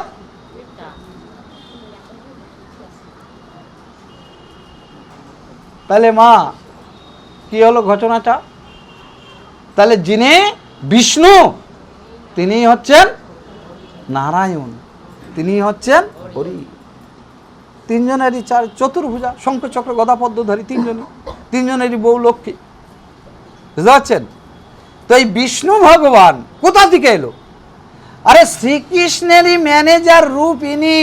শ্রীকৃষ্ণই বিষ্ণু হয়ে এই খেলার মাঠে নেমেছে, রেফারি। আর আমরা হচ্ছে খেলোয়াড়, আমরা মাঠে খেলা করি, ফুটবল খেলে চলছি। আর উনি এই বৃক্ষে, একটি বৃক্ষে দুটি পাখি, একটি কর্ম করছে আর একজন হিসাব লিখছে। তাকে স্বাধীনতা দিয়েছে, তুমি কর্ম করো, কর্মের ফলই তোমাকে পেতে হবে। গীতায় কি বলছে? কর্মের ফলই তোমাকে। তাই কর্মে, কর্মযোগ গীতায় 3টা যোগের মধ্যে, হ্যাঁ, সবচেয়ে শ্রেষ্ঠ যোগ হচ্ছে কোনটা মা? ভক্তি যোগ। সেইখানে এত সব বিবেচনা কিছু করা হবে না। সেখানে কি? হে গোবিন্দ, আমি তোমার, তুমি আমার। সেটা হচ্ছে তার ভক্তি যোগ। ভক্তির দ্বারা, ভক্তির রশ্মি দ্বারা একে বাঁধা যাবে। হ্যাঁ, মা জোর করে বাঁধতে গেছিল, তাও যতই বার দড়ি নেয় বাঁধতে পারে না, তাই না? যখন আত্মসমর্পণ করলো, কানাই তুই বল কি করে তোকে বাঁধতে পারি। অর্থাৎ কানাইয়ের উপরে যখন বিশ্বাস রেখেছে, ভক্তি কানাইয়ের উপরে গেছে, তখন দেখলো দড়ি দিয়ে বাঁধা যাচ্ছে। আর মা বলছিল তোকে আজকে বাঁধবই, বাঁধবই, বাঁধবই, পারছে, পেরেছিল? হ্যাঁ, তাহলে একে কিভাবে বাঁধা যায়? ভক্তি ছাড়া মা কিছু। হ্যাঁ, যতই মঞ্জা মিঠাই যাই খাওয়ার না কেন, যতই অহংকার এই ওই করেন না কেন, তাই না? এ সবচেয়ে কি ভালোবাসে? দুফোঁটা ভক্তের, দুফোঁটা চোখের। ভক্তির দ্বারা একে বাঁধা যাবে। আর ভক্তি করতে মা পয়সা লাগে না, কিচ্ছু লাগে না, তাই না? যে যেমন থাকেন ওইভাবেই থাকবেন। ভগবান আপনার, কে গরিব হয়েছেন, কে বড়লোক হয়েছেন, অবান্তর কথা। আপনি যা হয়েছেন আপনার কর্মফলে হয়েছেন। গোবিন্দ আপনাকে ইচ্ছে করে গরিব করেনি। আপনার ভাইয়ের 3তলা বাড়ি আর আপনার ঝুপড়ি ঘর, আপনি ভগবানকে অভিসম্পাদ দিয়ে চলছেন না। না, যেটা আপনি পেয়েছেন আপনার কর্মগুলো পেয়েছেন, আপনার আগের জন্মের কর্মফল অনুযায়ী আপনি ফল পেয়েছেন। তাই ভগবান হচ্ছে কি? ন্যায়াধীশ। তার বিচার হচ্ছে একদম ন্যায্য, সঠিক, পক্ষপাত করে না। ভগবান যদি পক্ষপাত করতো তাহলে ভগবানের প্রতি লোকে আস্থাই রাখতো না। রাখতো? রাখতো না। নেতাদের মতো নয়, আমার ছেলে মেয়েকে চাকরি দেবো, ওদেরকে দেবো না। ভগবান সেরকম না, ন্যায়াধীশ। যে যেরকম কর্ম করেছে, যার যেরকম কর্মফল, তাই না? অভিসম্পাতের কোনো দরকার নেই। ওমা কি হয়েছে, একবার দেশে খুব বন্যা হয়েছে, নদীর পার, বুঝতে পেরেছেন তো? এত জল বেড়ে গেছে, গ্রামের মধ্যে খাল পথে জল ঢুকে যাচ্ছে। আর সেই নদীর পারে বড় বড় বৃক্ষ, হ্যাঁ, সব আছে। জমিদার কি বললেন? যাও, এর একটা ব্যবস্থা তো করতে হবে। আর এত সুন্দর বনাঞ্চল ওই নদীর পারে, বুঝতে পারছেন? কি সুন্দর সুন্দর গাছ, বড় বড় গাছ। ওমা, তার মধ্যে একটা গাছ রোগাক্রান্ত, অন্য গাছের চাপে ও আর মাথা তুলে দাঁড়াতে পারছে না। বুঝতে পেরেছেন? ও সব সময় ভগবানকে খালি ভগবানকে অভিযোগ করতো, প্রভু তোমার এক চোখ কানা, এদেরকে তুমি সবাইকে কত সুন্দরভাবে তৈরি করেছো, সব পাখিরা এসে ওর ডালে পড়ে, ডালে বসে, তাই না? আর আমাকে তুমি এরকম ল্যাংড়া খোরা করে রেখেছো, আমি ওদের সঙ্গে পারি না, ডালপালাগুলি বেঁকে গেছে, রোদের আলো পাই না, সব সময় ভগবানকে দোষারোপ করছে। প্রভু আমার প্রতি তোমার একটুও করুণা হয়নি? তো আজকে সেখানে বন্যা হয়েছে, রাজা জমিদার কি বললেন, যাও ওই গাছগুলিকে কেটে বাদ দাও, নয়তো জল আরো ঢুকে যাবে। হ্যাঁ, জমিদারের লোকেরা সব এসেছে, ওমা কোন গাছগুলি কাটছে? আরে যেগুলো ভালো ভালো বড় বড় গাছ সব কেটে ফেলেছে, একটা গাছকে কাটে। কাকে? ওই ল্যাংড়া খোরা যেটা মোটে উঠতে পারেনি, ওকে দিয়ে তো কোনো কাজে লাগবে না। সব গাছ কাটা হয়ে গেছে। এইবার ও বলছে, প্রভু আমাকে তুমি এত ভালোবাসো, সবচেয়ে তো তুমি আমাকে ভালোবেসেছো, আমি যাকে ভাবতাম ওদেরকে ভালোবাসো, আর তুমি ওদের পতন ঘটিয়ে দিয়েছো একমাত্র আমাকে বাঁচিয়ে রেখে। হ্যাঁ, তো ভগবানের কিসে কৃপা হয় মা, আমরা একটুতেই ভগবানকে দোষারোপ। আমাকে কিডনি দিয়েছে, হার্ট দিয়েছে, কত কি দিয়েছে, আর ওই সেমরির নাকির উপর একটা তিল দিয়েছে, তার জন্য ভগবানকে অভিসম্পাদ করে। ছেলেরা আমার দিকে তাকায় না, এরকম একটা মাঝখানে বড় তিল দিয়েছে। আরে তোকে কত সুন্দর দিয়েছে, তোকে এত সুন্দর দাঁত দিয়েছে, চোখ দিয়েছে, কোটি কোটি টাকার কিডনি দিয়েছে, একটু তিল এইখানে উঠেছে তার জন্য ভগবানকে। তা আমরা তো এইভাবে করছি। না মেয়ে হয়েছে তাই দুঃখে ভারাক্রান্ত, আহা কেন ছেলে হলো না, আমার বোনের দুইটা ছেলে, আমার দুইটা মেয়ে। আরে যা দিয়েছে ওতে খুশি থাকুন না। হ্যাঁ, আপনি ভাববেন এগুলো ভগবান ইচ্ছা করে দেয়নি, এগুলো আপনার কর্মফল, গত জন্মের। আপনি আমি আজকে আসেনি, আমরা কোটি কোটি জনম আমাদের হয়ে গেছে। ওই ভগবান শ্রীকৃষ্ণ যখন বিষ্ণু রূপ ধরেছে, ম্যানেজার রূপ ধরে উনি রেফারি হয়ে এসছেন কোথায়? এই ভবসাগরে। আর আমরা হচ্ছে ওনার খেলার সাথী, লীলার সাথী। আমরা ফুটবল খেলছি আর উনি রেফারি হয়ে পাপ পুণ্যের হিসাব করে দিচ্ছে। ওমা বুঝতে পেরেছো কিছু? হ্যাঁ, তো তাকে অভিশাপ দিলে হবে না,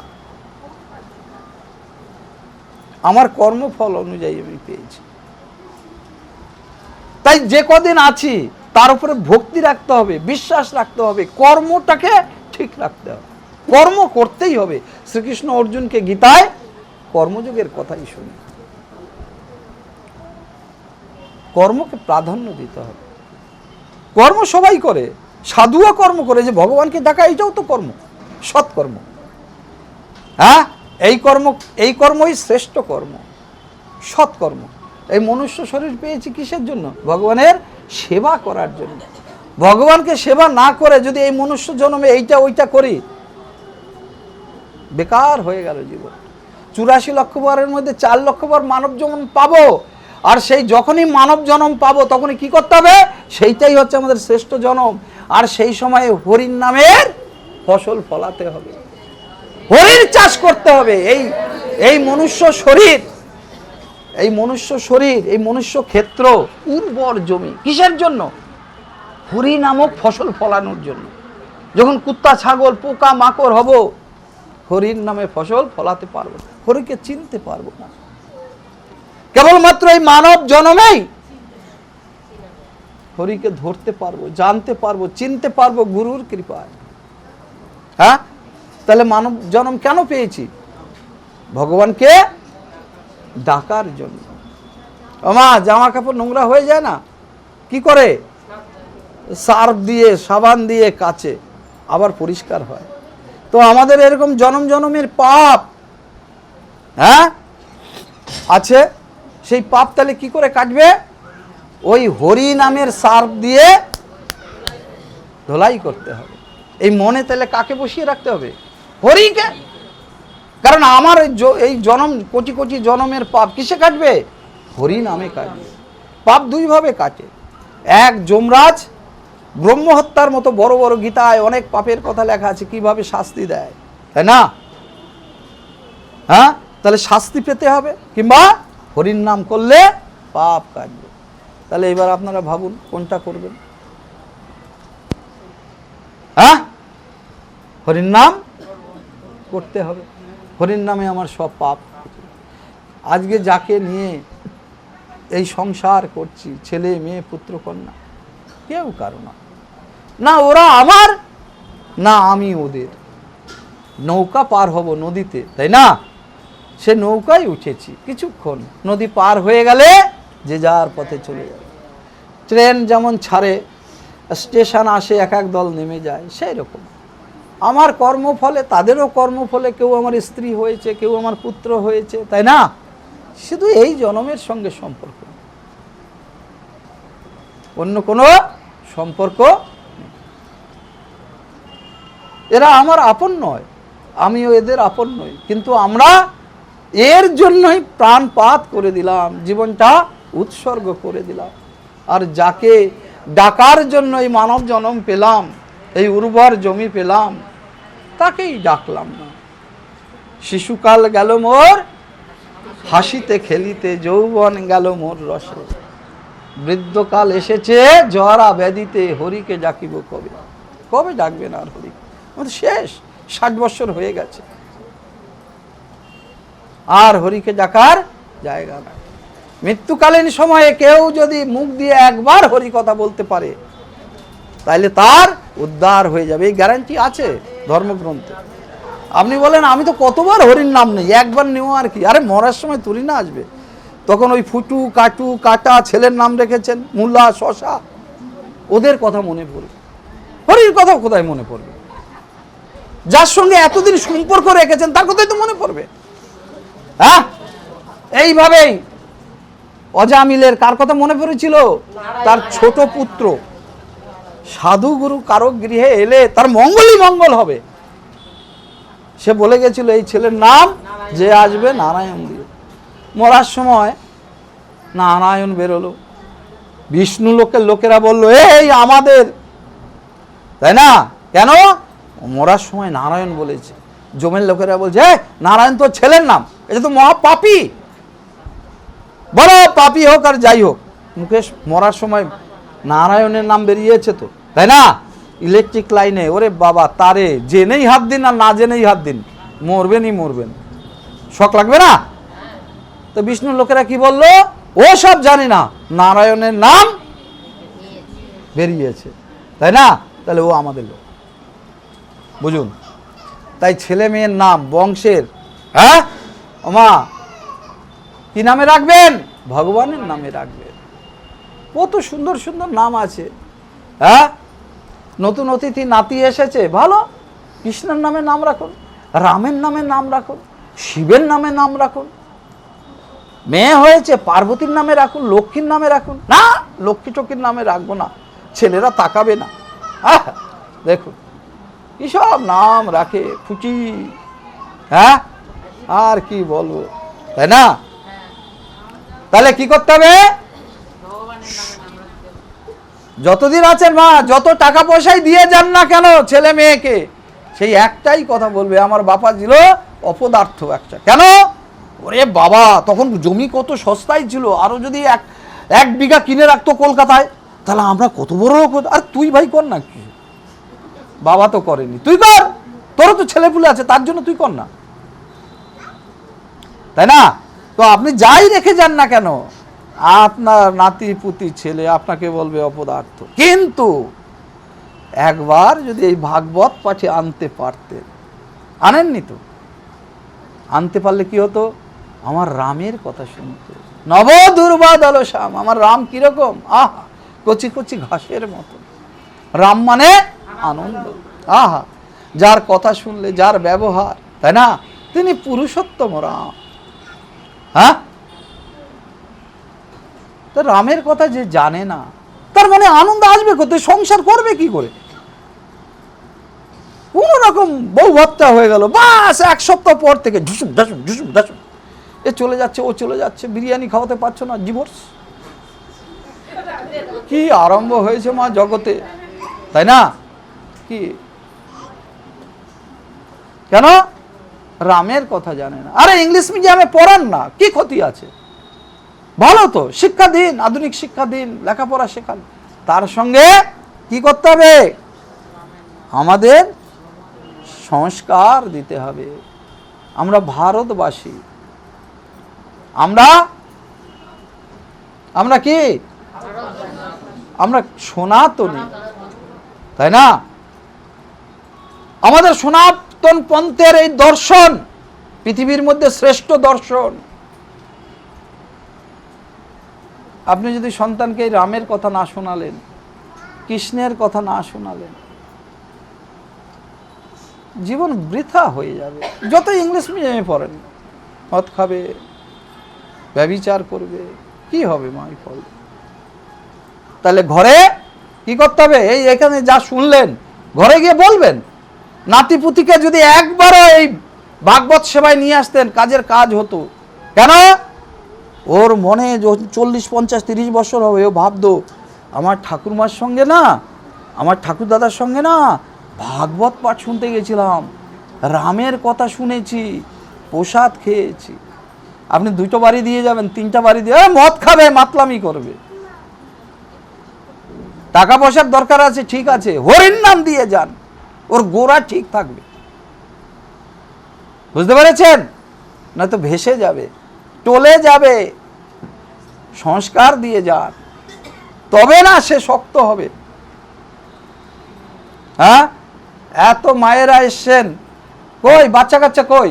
হরির নাম শোনাতে একটা হয়, ওরা ইংলিশ মিডিয়ামে অনেক পড়া, আরে কচু হবে পড়া, আর তো সরকারি চাকরি পাবে না একটাও, পাবে? আমি এই ভাগবত পাঠের আসলে এই যে তো টেলিকাস্ট, মানে লোকজন দেখতে পাবে, এখানে বসে বলছি,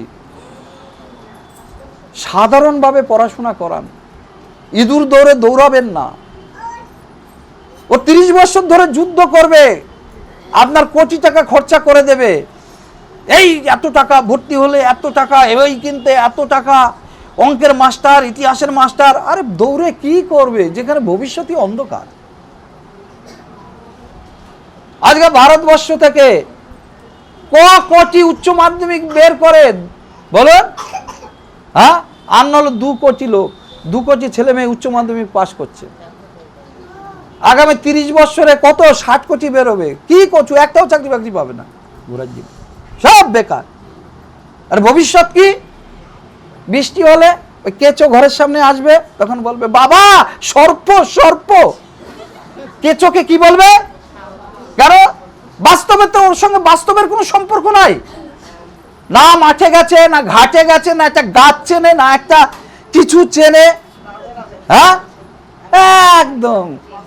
হ্যাঁ, বাস্তবের সঙ্গে কোনো মিল নাই। বাস্তবের সঙ্গে জুড়ে থাকুন, শরীরকে খাটা, কষ্ট করুক, দৌড়া, খেলা করুক, সব কিছু করুক। মায়েরা কাজ করে, কত কষ্ট করে, তাও কি বলে, 2-1 এসে আমাকে বলে বাবা ছেলেটাকে না ইংলিশ মিডিয়ামে দিয়েছি। আচ্ছা মা, সবই তো ঠিক আছে, তোমার মূল উদ্দেশ্য কি? বলে আমার যা হয়েছে হয়েছে, ছেলেটার তো একটা গতি হবে। আমি বলছি দেখো, গতি এইভাবে হবে, তোমার ছেলে আগামী 30 বছর ধরে মা বেকারই থাকবে, তুমি চিন্তা করো না। শুনতে হয়তো তোমার খারাপ লাগবে, 30 বছর কেন, জীবনে হয়তো কোনোদিনের চাকরিও পাবে না। আরে কত কোটি কোটি হয়ে বসে আছে গোরাজ্যে, এখন সেগুলোর মাথা খারাপ হয়ে যাচ্ছে, মাথা কাঁপে, সোজা করে রাস্তা দিয়ে হাঁটতেও পারে না। মেয়েগুলো তো দেখি বিড়ি টানে, সিগারেট টানে। আপনারা যাবেন সফটওয়্যার ইঞ্জিনিয়ার, আমি মা তোদের কি অবস্থা। হ্যাঁ, তাহলে প্রভু হেভি চাপ, হেভি চাপ, হেভি চাপ, তাই না? যত টাকা খরচা করছেন প্রতি মাসে ওর নামে একটা ফিক্সড ডিপোজিট করে দিন না। আপনারা তো বলেন যে ছেলেটাকে ইংলিশ মিডিয়ামে পড়াচ্ছি বাবা, মাসে 15,000 20,000 যাচ্ছে, একটা সাবজেক্টের টিউশনি, 5টা 7টা মাস্টার। হ্যাঁ, আবার প্রতি বছর একটা বড় ফিস দিতে হয়, স্কুলের বেতন আছে, টিফিনের এই ছেলে পড়ছে, বাবা মা আরো 2টা চাকর হয়ে গেছে, নিয়ে যায় নিয়ে যায় নিয়ে যায় নিয়ে যায়, হ্যাঁ, আবার নিয়ে আসে নিয়ে আসে নিয়ে আসে নিয়ে আসে। মায়েরাও মাঞ্জা লাগিয়ে চলে যাচ্ছে, রাধে রাধে, ক্ষমা করে দেবেন, আপনারা আবার রাগ করবেন না, তাই না? কি অবস্থা, মাসে 15-20 হাজার টাকা করে। আমি বলছি ওই টাকাটা ওর নামে ফিক্সড ডিপোজিট করুন না প্রতি মাসে মাসে। 30 বছরে ইংলিশ মিডিয়ামে পড়া বা এই দৌড়ে যেগুলো দৌড়চ্ছে, বুঝতে পারছেন, ওইগুলার সব ওই মাথা কাঁপবে, আর এর সুস্থ থাকবে। 30 বছরের 2 কোটি 3 কোটি 4 কোটি হয়ে যাবে ব্যাংক ব্যালেন্স। 3-4 বছর পর পর ওই টাকাটা দিয়ে একটু একটু জমি কিনে রেখে দিন না, 30 বছর পরে ও থাকবে সুস্থ। আর আজকাল ইংলিশ মিডিয়ামে পড়লেই ব্রিলিয়ান হবে, আপনাকে কে বলছে? হ্যাঁ, একটা বাচ্চাকে মোবাইল কিনে দেবেন হাতে, দেখবেন কেন আমি চালাতে পারি না, আমার পুটি আসে 2 বছরের 3 বছরের, হ্যাঁ বাবা ওরকম না, এইরকম হি চেপে কোথা থেকে চলে এলো, হ্যাঁ ছোটা ভীম মোটা ভীম সব কি সব আরম্ভ করে, তাই না? রাধে রাধে। তো মোবাইল আমাদের শুধু খারাপ করে না, অনেক ভালো জিনিস, আর কত সুন্দর বাচ্চাদের দেখুন কত বুদ্ধি ওদের, হ্যাঁ, আর টেপা মাত্রই আমরা কত কি জানতে পারি। আগে ছেলেমেয়েরা কিছুই জানতো না, এখন ছেলেমেয়েরাও দেখবেন হরিপথে ভক্তিপথে ভগবানের পুরাণের কত কাহিনী ওই মোবাইল টিপে টিপে বের করে। হ্যাঁ, মোবাইল খুব ভালো জিনিস, খারাপ যে মা, সব কিছুরই একটা ভালো দিক আছে, খারাপ দিক। আজকে কার আবির্ভাব তিথি? নৃসিংহ অবতার, অর্ধেক মানুষ অর্ধেক সিংহ, তাই না? তাকে এই রূপে আসতে হয়েছে কেন? প্রহ্লাদের বাবা হিরণ্যকশিপু এমন ভাবে বর চেয়ে নিয়েছিল ভগবান ব্রহ্মার কাছে, তাই না? সেই সব শর্তকে ভগবান কি করলো? এমন এক আবির্ভাব নিয়ে আসলেন, এমন একটা সময়, এমন একটা পরিস্থিতিতে তিনি আবির্ভূত হলেন যে সেই সমস্ত শর্ত কেটে গেল, তাকে বধ করল প্রহ্লাদ অসুর কুলে। তাহলে ভগবান দেখুন কোনো বাধা নিষেধ নাই তার কাছে আসতে, কে ব্রাহ্মণ, কে ক্ষত্রিয়, কে বৈশ্য, কে শূদ্র, হ্যাঁ, কে মানুষ, কে দেবতা, সবার কাছে ভগবান তারই, আমরা তো সবাই তারই সন্তান, তার কাছে ভেদ বলে কিছু নাই। 1 নাম্বার ভক্তের জায়গায় কে আছে? প্রহ্লাদ, ভগবানের নাম্বার 1 ভক্ত। সে এক অসুরের ছেলে, তাহলে তার খান পান, তার জন্ম, তার বংশ, হ্যাঁ, তার বাবা কিছুতেই পবিত্রতা নেই, কিন্তু গর্ভে থাকতেই এক গুরুর কৃপা হয়েছিল, তাই না? নারদের মুখে নারদ তার মাকে শুনিয়েছিল এই ভাগবতের কথা, সেই কথা সে মায়ের গর্ভে থাকতেই শিখেছে। তাই বীজ এমন ভাবে অঙ্কুরিত হলো, আহা, হ্যাঁ, নারায়ণের প্রতি তার এমন বিশ্বাস, বিষ্ণুর প্রতি তার এমন বিশ্বাস ছিল, আগুনে পুড়েও মরল না, সাপের বিষ খেয়েও মরল না, হ্যাঁ, তাকে মারাই গেল না। আর আমার ভগবান শ্রীকৃষ্ণ, আহা, সর্বকারণের কারণ, তাই না? একটা প্রশ্ন আসে, কৃষ্ণ বড় না নারায়ণ বড়? কিছু লোক তো বলে কৃষ্ণের চেয়ে নারায়ণ বড়। কেন? বলে নারায়ণ তো সবকিছু করছে, দেবতারা কার কাছে যায়? কৃষ্ণের কাছে যায়। যখন বিপদে পড়ে নারায়ণের কাছে যায়। বলে গ্রন্থ সাক্ষী, গ্রন্থ তো 50 জায়গায়, 1000 জায়গায় দেখাবো, 2000 জায়গায় দেখাবো, সব জায়গায় নারায়ণেরই মহিমা। হ্যাঁ, নারায়ণ আর কৃষ্ণ অভিন্ন নয়, এটা শুনে রাখবেন। নারায়ণ মন্ত্রই কৃষ্ণ মন্ত্র, নারায়ণের সহধর্মিনী কৃষ্ণের সহধর্মিনী তুলসী। তাহলে আলাদা কি করে হল? আলাদা কার মধ্যে আছে? ব্রহ্মা বিষ্ণু মহেশ্বরের মধ্যে, কম বেশি। এইবার ভগবান যখন বিষ্ণু রূপ ধারণ করলেন, তাই তার বাড়ি আলাদা হলো বৈকুণ্ঠ। আর যখন তিনি আদি রূপে থাকেন, সর্বকারণের কারণ, তিনি গোলকে শ্রীকৃষ্ণ। তো শ্রীকৃষ্ণই হচ্ছে নারায়ণ, শ্রীকৃষ্ণই হচ্ছে বিষ্ণু, শ্রীকৃষ্ণই হচ্ছে হরি। তিনি অনাদির আদি, তিনি সর্বকারণের কারণ। শুধু এই লীলার লাগিয়া সেই মহাশক্তি দুটি রূপ ধারণ করেছিল, তাই না? জয় জয় শ্রী রাধা কৃষ্ণ কি জয়। আজকের মতো আমাদের পাঠ বিশ্রাম দেব, তার সঙ্গে সঙ্গে 7 দিনের আমাদের ভাগবত পাঠেরও বিশ্রাম আজকে। ভগবান আপনাদের নিশ্চয়ই কৃপা করবে। হ্যাঁ, ভাগবত ভগবান সচ্চিদানন্দ, সচ্চিত আনন্দ রূপে তাকে ব্যাখ্যা করা হয়েছে ভাগবতে। তার কৃপা লাভ আপনারা নিশ্চয়ই পাবেন। কারণ গোকর্ণ শুনিয়েছিল এই ভাগবত কথা 7 দিন, শিব শুনিয়েছিল পার্বতীকে, শুনে ফেলেছিল সুখ পাখি। সেই সুখ পাখি সুখদেব মুনিরূপে এসে, তাই না, হ্যাঁ, এসে সেই ভাগবতের কথা বাবার কাছ থেকে জানতে পারেন। তিনি আবার সেইটা 7 দিন শুনিয়েছিলেন রাজা পরীক্ষিতকে। আবার আমরা দেখতে পাই ব্রহ্মার প্রথম 4 পুত্র সনকাদির 4 ঋষি, তারা ভাগবত সপ্তাহ শুনিয়েছিল ভক্তিদেবী আর তার 2 পুত্রকে জাগ্রত করার জন্য। হ্যাঁ হ্যাঁ, আবার আমরা দেখতে পাই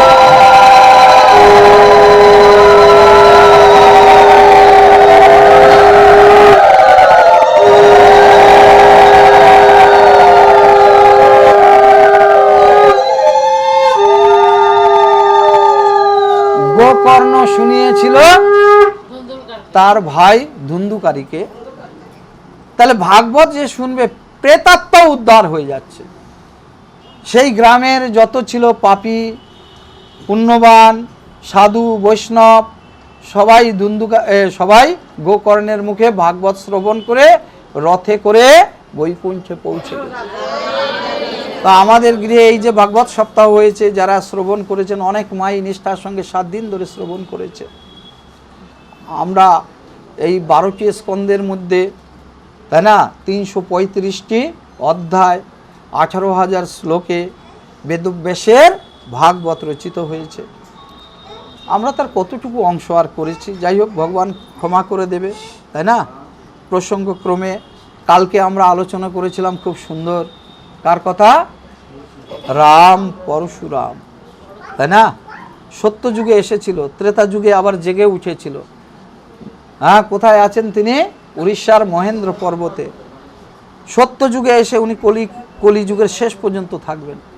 আমার কৃষ্ণ 125 বৎসর লীলা করেছে, আবার তাকে ফিরে যেতে হয়েছে। ভগবান রাম 11,000 বৎসর লীলা করেছে, তাকে ফিরে যেতে হয়েছে। কিন্তু পরশুরাম সত্য যুগে এসেছে, ত্রেতা যুগ, দাপর যুগ, কলি যুগের।